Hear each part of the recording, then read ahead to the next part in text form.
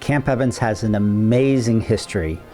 It started in 1912 after the Titanic sunk, and Guglielmo Marconi, the inventor of wireless, he got a burst of business and he could fund a wireless network of stations around the globe, and he picked 2 properties in New Jersey, and Mike, you are in one right now, and messages could go around the globe in 3 minutes.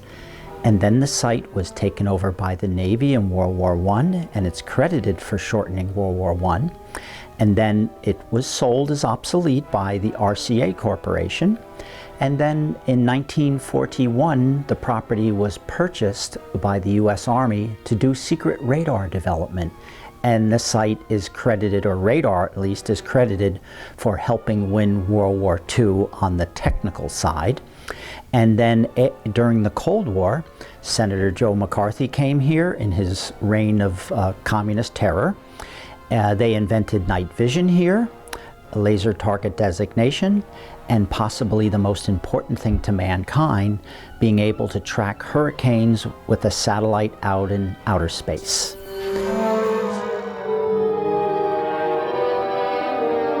We only have a New York Times article and a local Asbury Park Press article of when he first visited here, because he was a rock star in science at that time, and everywhere he went there was reporters. So he was first here in 1913. And a fun thing is his daughter happened to come and visit this station, and we had a dinner in her honor. 101 years to the day that Marconi first visited here.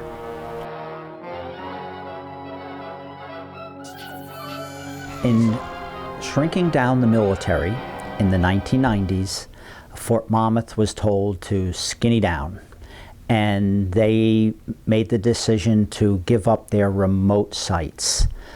Camp Evans was one of them. And they were always going to close Camp Evans from 1946 until it actually was closed in about 2001. So they never knocked down the buildings and built new buildings like in most military bases. So they just patched them. And this place became a time capsule of a World War II radar laboratory built on top of a 1912 Marconi transoceanic wireless station. Now, InfoAge came along, and when it was announced the site was going to be demolished, we went to a public hearing, offered to save a portion of the site as a historic site, and the Township of Wall gave us the go-ahead, and we went to it, and we took advantage of a program called the Historic Surplus Properties Program run by the National Park Service. To qualify, the site had to be on the National Register, which it was not. In fact, it had no historic credentials, and so we did all the paperwork to appear in Trenton, in front of a committee to have it made a state historic site, then appear in Washington to have it a National Register historic site, and then appear again in Washington, D.C. to have it named a National Historic Landmark.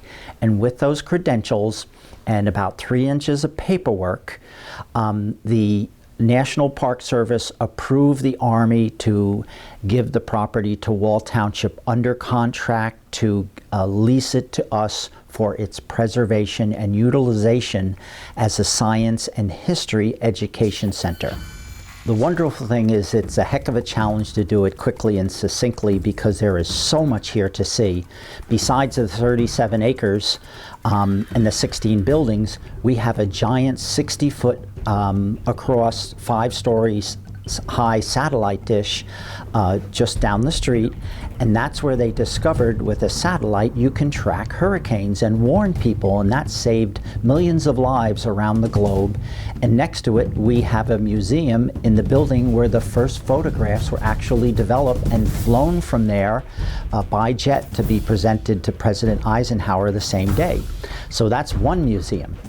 And then our Marconi building, which we're in now, which is a 17,000 square foot, two-story brick building. We have a hall full of photographs of the site from 1914 all the way to the 1970s, with stops along the history. We have a World War I history room. We have a Americans of African Heritage room, because people of color were hired here as early as 1938 and 39. And they were hired in technical, professional positions, which was unusual at that time. And even equally amazing is World War II's largest icon is Rosie the Riveter. And we had thousands upon thousands of ladies working here, and they were physicists, and they were mathematicians, and they were electronics experts. So we have a whole story of techno-Rosies, which is really fun. And then we have a World War II electronics room. We have a whole 2,000-foot display on old-time radio and television. Well, the name of the overarching organization here is InfoAge, short for Information Age. And we've kind of made a chart of that. And the Information Age, we count as starting with Gutenberg and movable type back about 1400. And because before that time, it was hardly worth learning to read because you were never going to have a book in your hands. And so that changes the world. And as time goes forward, we see other developments. And now, you know, through telegraph, telephone, radio. Now here we are up in cell phones, the internet, and that curve is just climbing for the sky, and hard to tell what's going to happen next.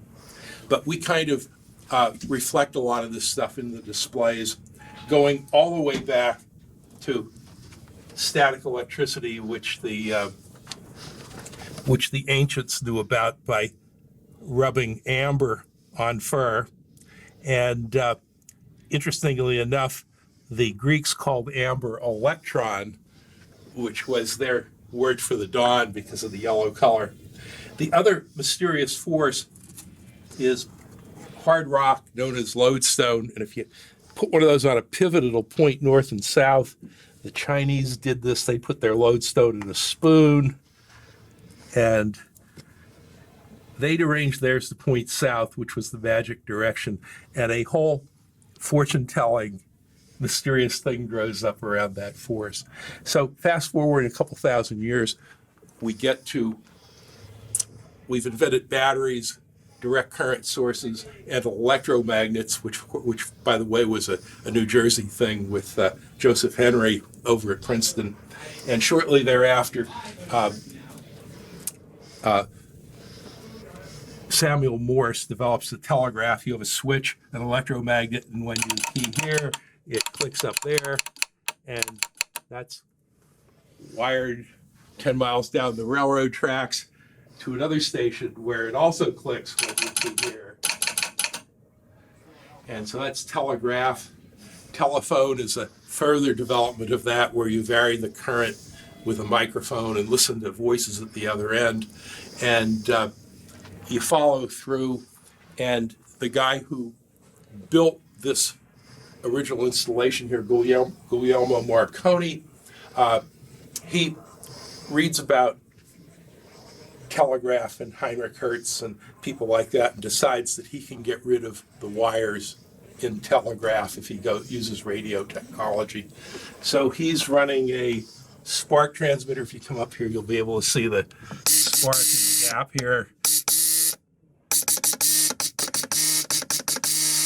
And you got this light lighting up to indicate you've got some actual radio signals being developed. Of course, the other end, you have to have a receiver.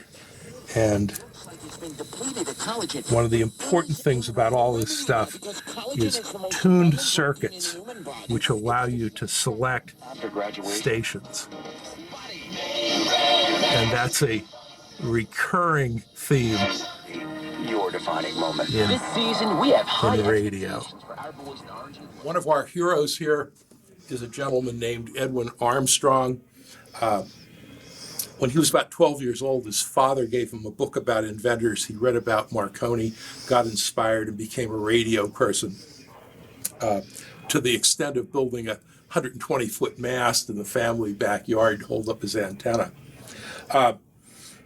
Later on, he goes on to Columbia University, where he's studying electrical engineering, but he's still playing with radio, and he obtains one of DeForest's Audions, and he figures out how to make a worthwhile radio out of it. And we have nobody knows what his radio looked like, but we have our analog of what his circuit was about. So you have a tuned circuit that selects the signals coming from the antenna.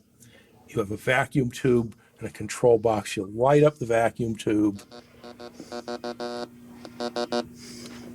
and then I'll bring that up again for you. There you go. And then over here, you're tuning for maximum signal.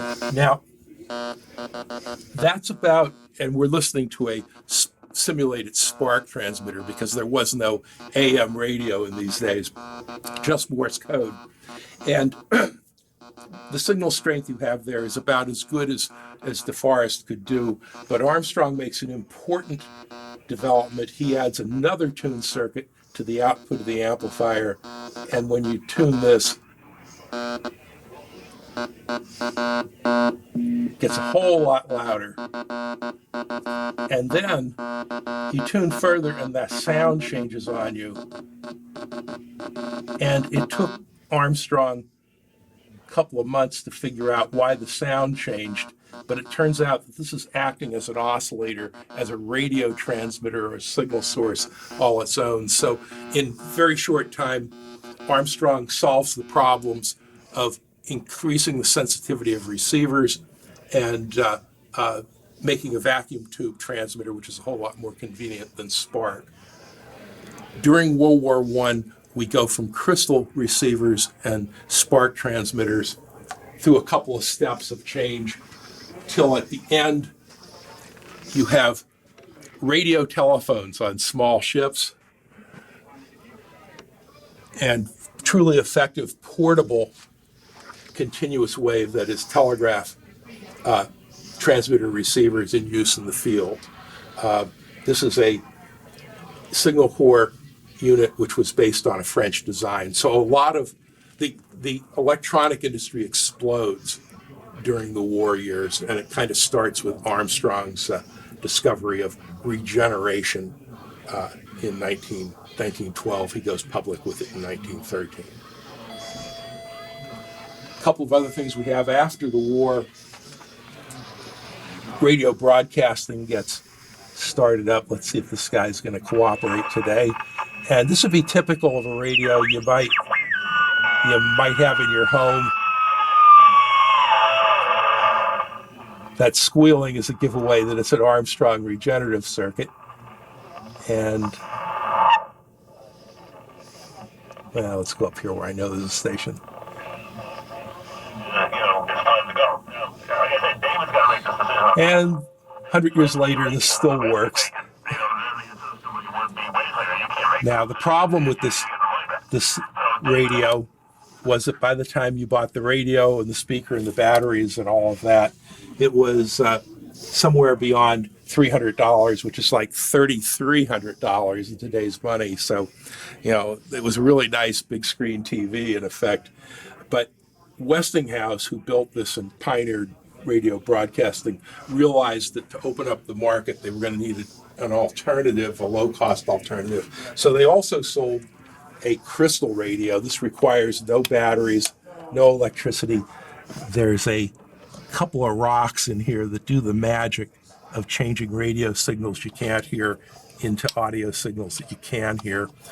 This will leave you hear the local station in your town, but it's a whole lot better than no radio. This picture is an enterprising fellow on the boardwalk in Asbury Park, summer of 1920. And he has built a radio in here with a loop antenna. Everybody has headsets. Apparently you gave him a nickel and he'd push you down the boardwalk listening to the music from Deal Beach. This is 6 months before KDKA, the first licensed broadcast station, went on the air in Pittsburgh, and it was due to the phone company. After a while, the president of the phone company got wind of this. He labeled it as undignified and made them stop broadcasting music. But anyway, some local New Jersey history. By 1924, now, these are German postcards up here that sort of give you an indication of the excitement or maybe even lunacy that took place in the early days of radio. And by 1924, you might have a radio like this in your house. This is at Atwater, Kent. You have to tune 3 separate dials to tune it to a station, which means if you want to find your way back, you need to log the dial settings because they're not calibrated. And these are what were called battery sets. The technology had not been developed to plug such things into the wall, so you had a large pile of batteries under the table, including a big wet cell, which if you weren't careful, you'd burn holes in your wife's carpet with the acid. And that was radio in the 20s. There was a lot of these sets sold. Everybody who could solder built a 3-dialer of their own, so there were various companies involved here. In the 1930s, the radios become more sophisticated. They have better vacuum tubes. They have the technology to plug them into the wall. This gets rid of the batteries. It means they can be pieces of furniture rather than scientific instruments. The other thing that happens in this era is shortwave broadcasting starts up, and the better sets had shortwave tuning bands on them, so you could get your news. For instance, in the lead up to World War II, you could hear Il Duce in Rome talking on the radio directly to your living room. So a lot of excitement with shortwave. Standard sets were usually tabletop things like these guys over here, the classic cathedral design, or sometimes tombstone designs. And then the next step up from there was a console set, which would have a bigger speaker, and this generally would become the entertainment center for the household. Listen, the bottom line This is one even has push buttons, except what happened to our station. Nightclub until she faces trial and charges of helping with that attack. The judge said 31-year-old Noor Salman is not a flight risk or a danger to public safety, and there's no evidence she has connections to the Islamic State or holds any extreme views. The other thing that happens in the 30s is that plastics come on the scene, and they find ways to make inexpensive radios that aren't very big, don't cost a lot of money. So you see a lot of table radios like this. Art Deco design's a big thing in these days. And so, look of radios changes in this period. You may remember some of these from your childhood. Maybe you still have one in the attic. And then we have a shipwreck museum that has artifacts from many famous New Jersey shipwrecks, including the Morro Castle that burnt off of Asbury Park. Then we have a World War II in miniature room. We are open Wednesdays, Saturdays, and Sundays 1 to 5 for general visitors. If your group schedules a time, we can open other times. And our cost per person for general visitors is $5. And if you'd like an escorted tour, it's a little more. And of course, if you want lunch, it depends on what you'd like for lunch, because we have it catered locally. And people really have a good time here. It's really a multi-level adventure. Come and see, enjoy a program, or rise to the occasion and be a volunteer and inspire the future.